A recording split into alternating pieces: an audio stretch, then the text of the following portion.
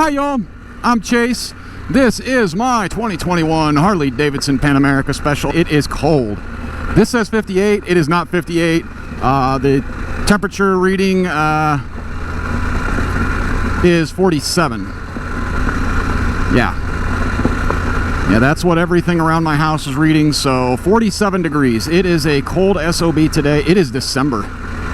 Yeah, I know. If you can't tell, it's mostly, there's like nothing but pine trees with anything on them right now. And man, my road is slick and dangerous. I probably would have never taken, well, it's not just the gravel. The lowers on this kind of make a huge difference when it comes to riding when it's this cold. Today's video is, well, motorcycling will toughen you up. Most people don't realize the kind of things you have to endure while motorcycling. You know, when that errant rainstorm hits you and you're in your car, yeah, it's like nothing. I mean, you turn on your wipers, your lights, and that's nothing. Errant rainstorm hits and you're on a motorcycle, and I'll tell you what, bud, or lass, it sucks. Especially when it's like you went from sunshine into a just blinding storm. It'll scare the living hell out of you. Mostly not because, well, I mean, it's somewhat related to your skills, but it's also, you have to worry about the skills of the drivers around you. And if you've ever seen people, I mean, how many people slam on their brakes when a little tiny bit of rain hits their windshield? I know that other people have seen this. I mean, they will literally go from 70 down to 30 because a few drops hit their windshield. But when you're manning up, you know, and I'm sorry, but ladies, that's the, I don't know, best phrase I can use. You can man up too, I guess. I'm not going to say woman up because that's just not, sorry, I'm just not going to do that. But manning up, you know, order it in the back way. Manning up, you're going to have to grin and bear it. You're going to have to take some crap. You're going to have to, I don't know, what is traditionally known as male suffering. I don't know another way to put it. You know, if you want to ride, you're going to suffer. When it's 99, 100 degrees out, and everybody's in their nice little car, all comfy with air conditioning, you are out sweating your crotch off. See? Look. I used a non-gender term? Okay, whatever. But you're going to be sweating your crotch off. You're going to be sweating. Your helmet's going to be sweating. You're going to be sweating in your helmet. It's going to suck. And, for instance, right now, it was only 47 degrees when I left. And I can tell you, this is kind of sucky. But damn, I love riding motorcycles. And Wichita here, I really like riding her. So I'm just going to suffer. Because that's what love is. It's suffering. At least that's the way it was with my ex-wife. I suffered a lot. But let's not get into that. It's gonna push you to, I don't know, grin and bear it. You know, everybody thinks motorcycling is, oh, it's so fun and fast and all this other stuff, and you can do so much stuff on a bike, and yeah, that's the good side of it, but the bad side is you really do suffer.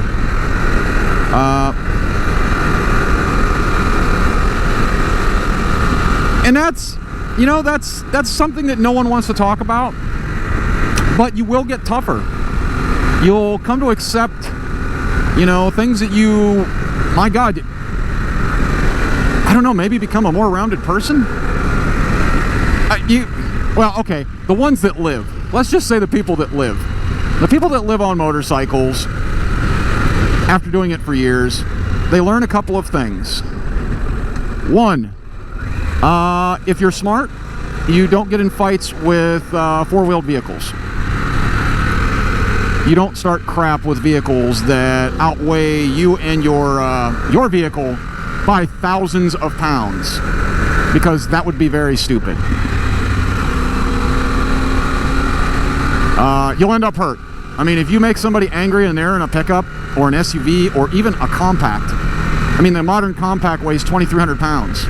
This bike weighs, what was it, 559, and right now I just weighed myself this morning, I weigh 152.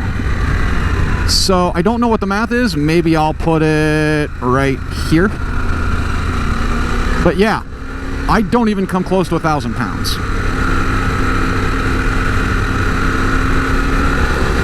So it weighs more than twice, you know, like 2,300 pounds, maybe even more than that, more than twice of what I and this bike weigh. It's not a fight you're going to win. I mean, it's a single coyote taking on a, you know, well, a Black Angus bull. You know, you're just not going to do it. You're going to lose. And it only gets worse the bigger the vehicles get. So you learn, you know, a little bit of self-control.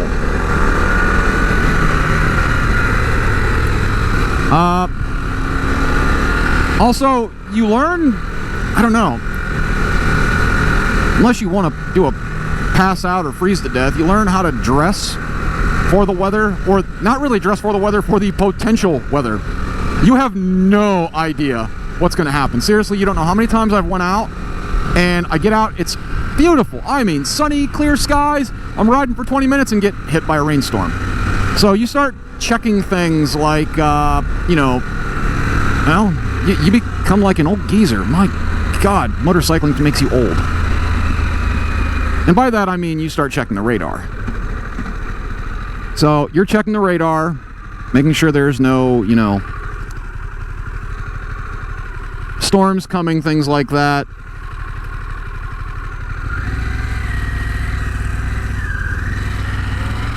And you're planning accordingly. Now, sometimes you just can't help it. You have to ride through a storm. So, I don't own rain gear. But most of the time, if I'm going to ride through a storm, I'm not going to do it, you know, in the wintertime.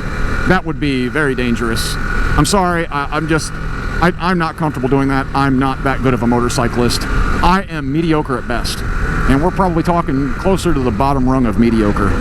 So...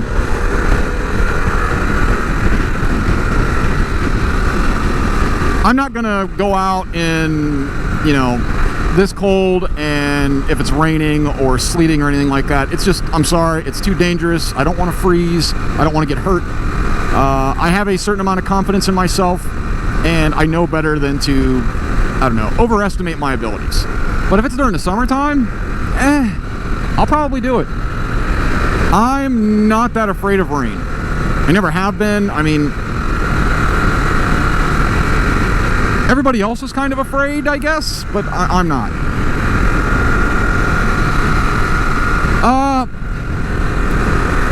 You know, you just toughen up. You realize that, you know, life is short. And maybe that's the other thing, you know, it's... motorcycling's dangerous. I don't care any way you slice it, it is dangerous. I mean, compared to like a car, I'm sorry. You know, compared to the cagers, this is a very dangerous mode of transport, considering, I mean, just modern life. I mean, I can imagine having a bike like this back in the 70s or something, or 80s, before everybody had cell phones, and everybody was on their cell phone.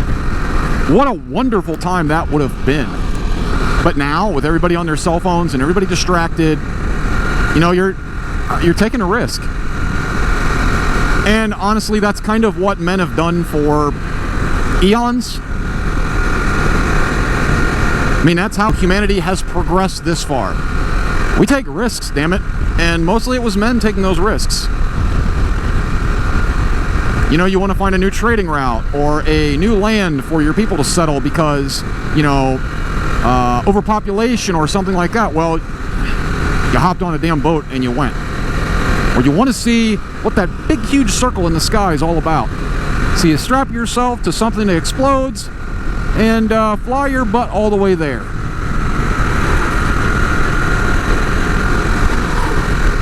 That's kind of what manning up is. You're just out, I don't know, looking for something new. And with motorcycling, every time you go out on the motorcycle, you know, it's you're getting back that one thing you might have lost, you know, that thrill of adventure, the possibility that, my God, I can be killed. And why? No, I don't know anyone that wants to die while motorcycling. If you're honest with yourself, you have to admit, yes, this can happen, but damn it, you know, it's what I want to do, and I don't know if it's genetic code. I don't know if it's in our, you know, just hardwired into our DNA to take risks. And maybe it is, because, you know, taking risks is, like I said, it's what got us to this point in, you know, where we're at. Everything was a risk. You know, everything we did. I mean, just eating was a risk. I mean, going out with your bros and taking down a woolly mammoth or a woolly rhino.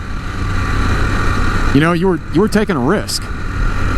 Yeah, you were going to eat, but you could have also died while you were trying to get something to eat. So, you know, most people don't realize that. It's, you know, the thrill of getting a motorcycle is one thing.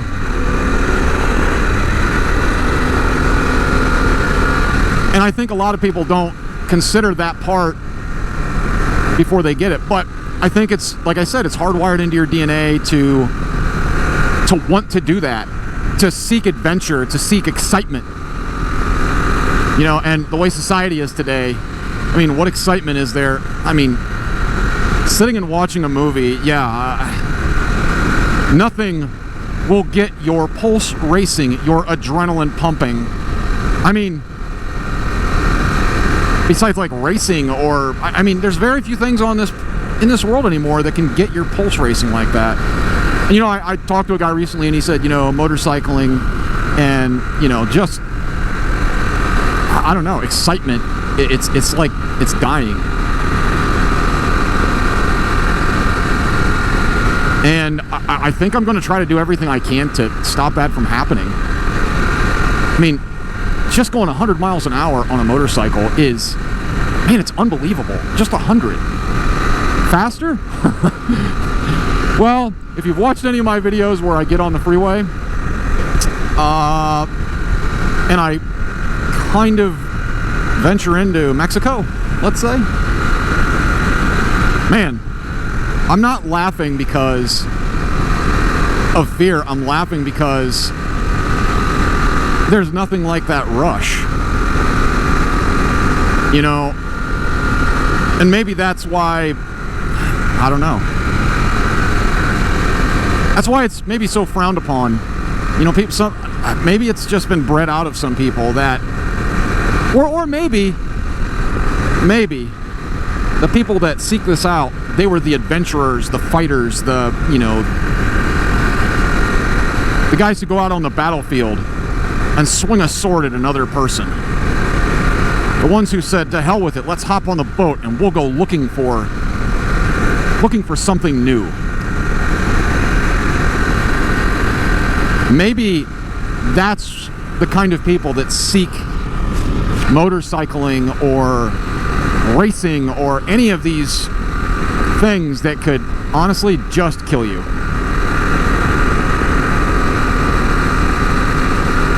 Because, I mean,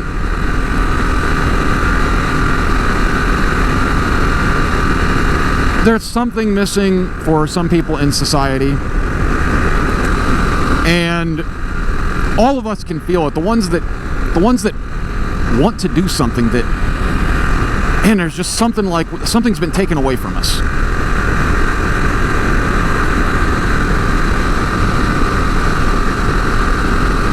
And I don't know exactly what it is, but I think it's adventure and excitement, you know. And some people, you know, hey, maybe your entire family was farmers and they're content to sit at home and sit in a dark room and watch things.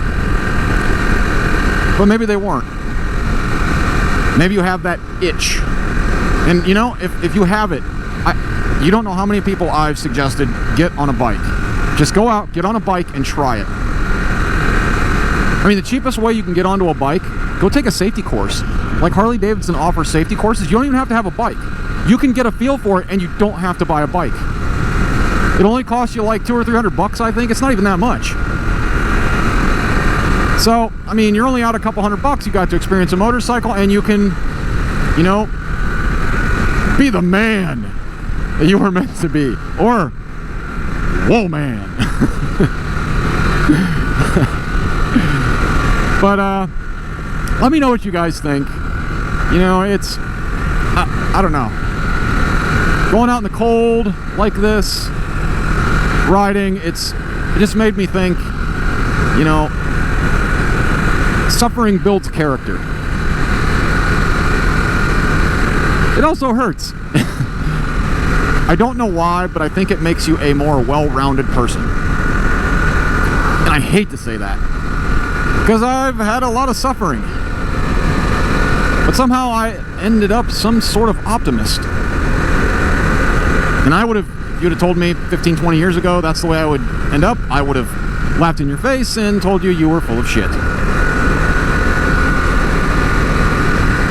Also, like and subscribe, click that ding to be notified of any videos I come out with. If you do comment, I do read every single comment. I will heart it. You will know that I read it. If it is a question, I'll try to answer it as best I can. Thank you for watching, and thank you all subscribers. Stay stubborn, get out there on a bike, try it out. Bye, y'all.